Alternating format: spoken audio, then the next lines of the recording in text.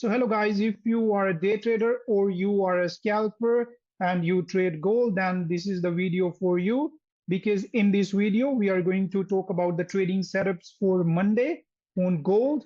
And I trade gold mostly on the 30-minute time frame. So we will be straight talking about the trading setups on 30-minute time frame, and we will not be doing any kind of top-down analysis. So let's start the video.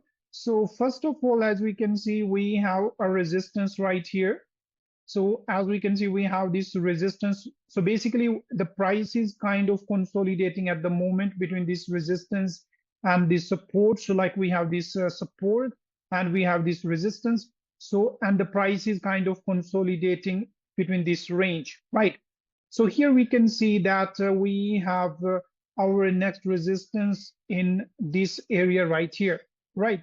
So what we have right now, we have our resistance and we have the next resistance right in this area. So basically, I'll be waiting for a breakout to the upside or to the downside. How we are going to do it, let's see. So if we get a 30-minute candle close bullish above this resistance, then we'll be waiting to take long, and how we can do it. So once we get this candle close bullish above this resistance, we know that we already have clean range on the left hand side. So we can see that we have clean range right here. So once we get this kind of situation, just wait for the next candle to open up, and once it create the bottom wick, so wait for this next candle to break the high of the previous candle. Once it break the high of the previous candle, that should be your entry, and your target should be right here, which is the previous resistance. So as we can see here, this was the resistance. So this one is going to be our target. So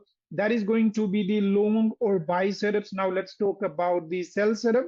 So for the sell, we know that we have this support right here. So we know that we have support right here. Now let's go to the left hand side to see how we have the price action on the left hand side. So on the left hand side, we can see that we have a clean price action, right? So we have clean price action until here. So now let's mark this area as our support. So now the next support is right here. So now let's go to the recent price action. So here we can see that we have this. So now here we can see that we have this support, and the next support is right here, and we have the clean range on the left hand side. So now what we have to wait, we just have to wait for a bearish candle to close below this support.